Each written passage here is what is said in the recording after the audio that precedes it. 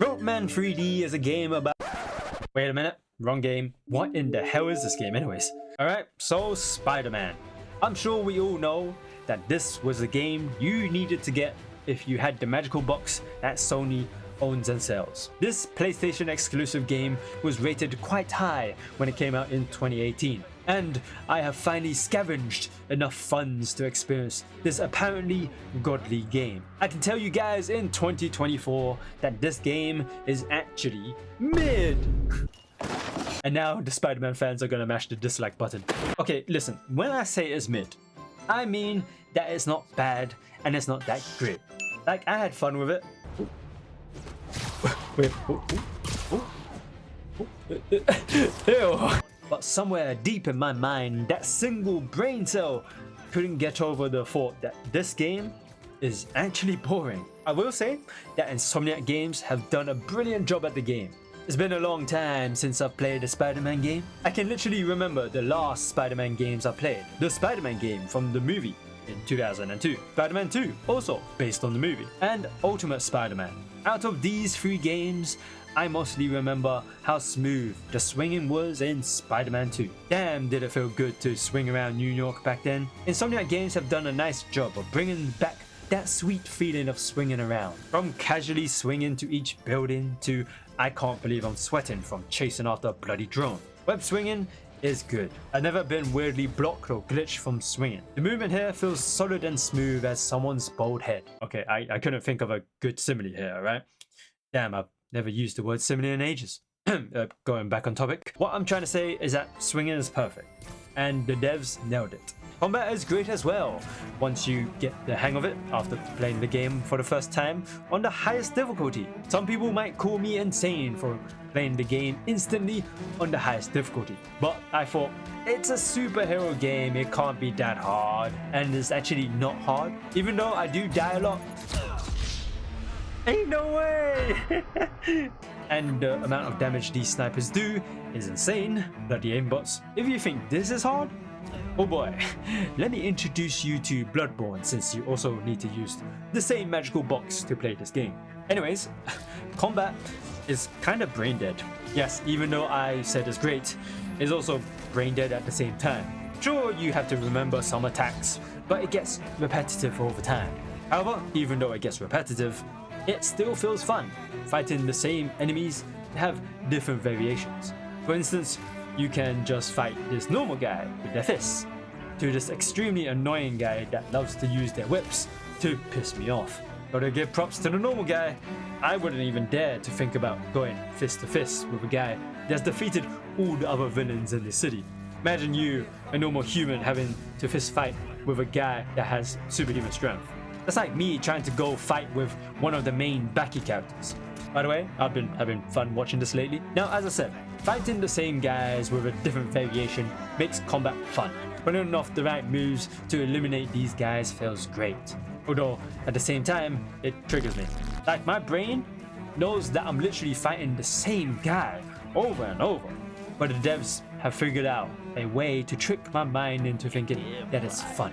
I don't know what they did, but what I do know is that fighting these enemies in a different location might be one of the things that makes the combat fun.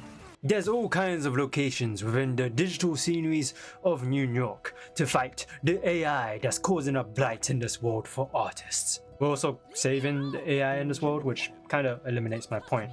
You're either fighting on the filthy streets, the random rooftops that somehow the criminals found a way to get up to, and all kinds of indoor locations, like a warehouse or someone's penthouse.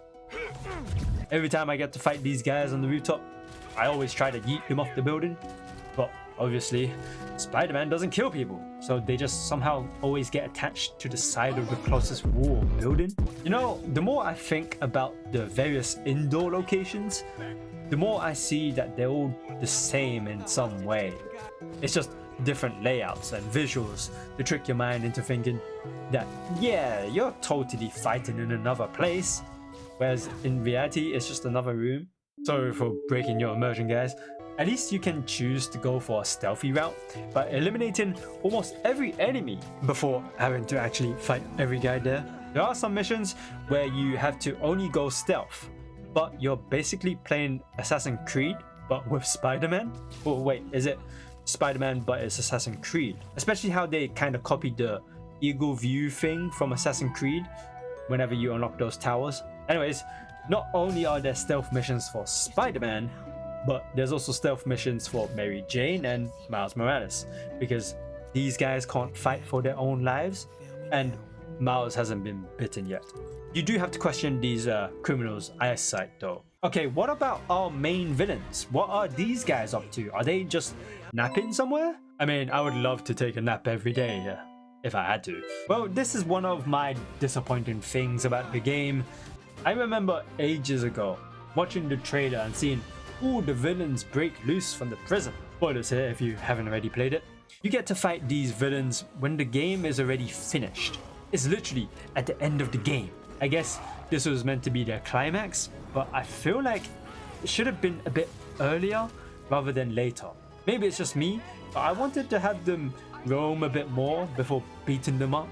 I mean, I can just let them roam around by delaying the main mission, but with these damn snipers all over the place and the constant fear of a rocket homing in on you with it never actually hitting you is anxiety inducing, or just plain annoying. Like, dude, your rockets will never hit me, so stop using them.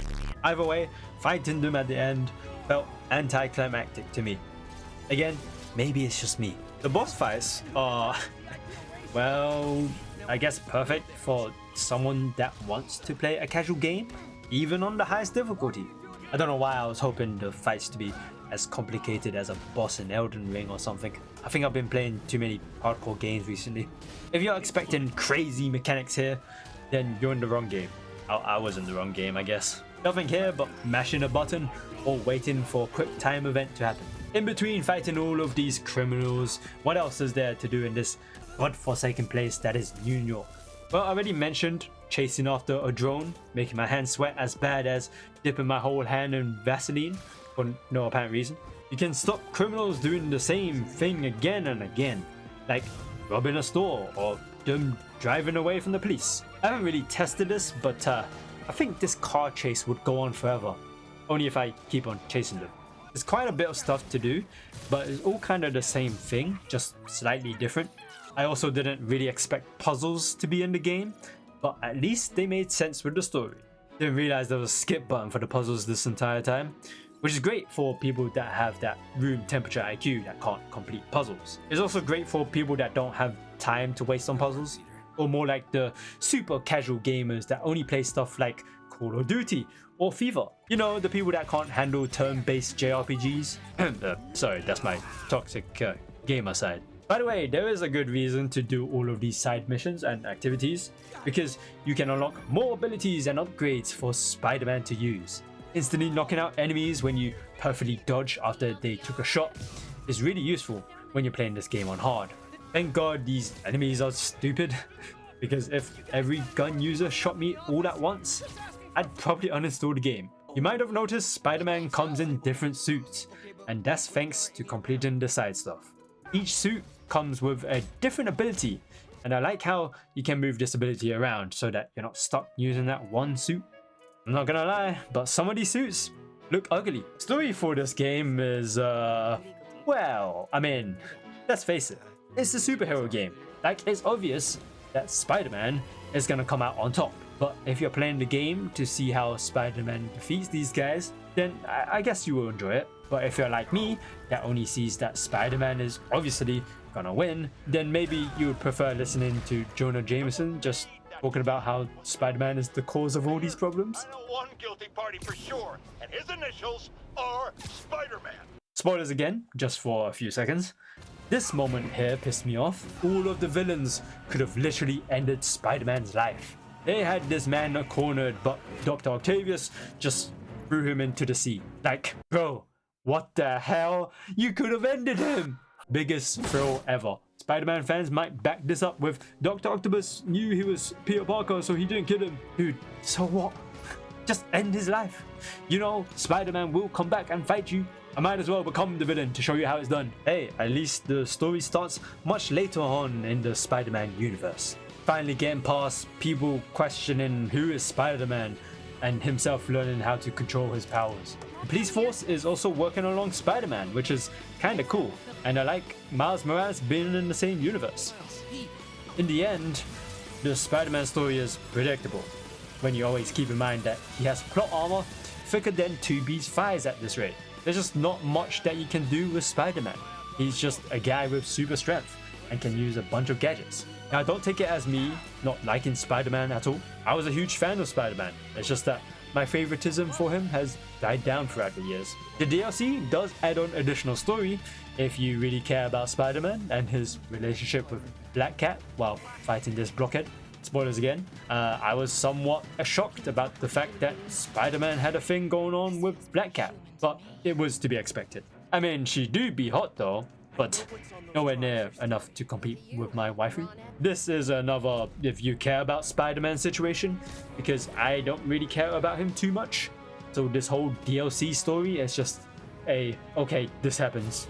Oh well. DLC also gives you more enemies, side missions, and activities that pisses me off altogether. I think they also made the enemies just a little bit more annoying. The amount of times I got hit by a rocket has definitely increased. Okay, allow me here. I was busy for a second. I wasn't paying attention. They really made me slot on that mod that won't reduce my combo as soon as I get hit.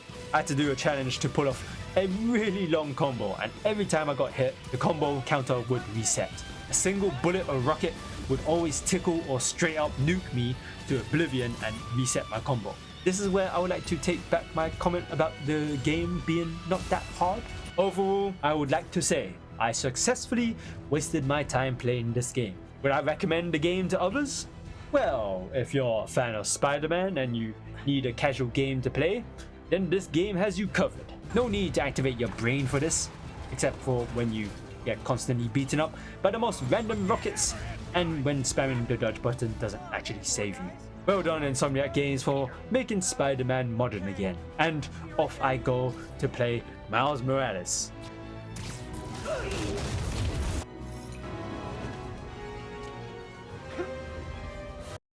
Hey guys, I hope you enjoyed the video, and you know what I'm going to say. Like and subscribe to the channel if you haven't already, so that we can get this channel even bigger. Check out some of my other videos, and I'll see you later.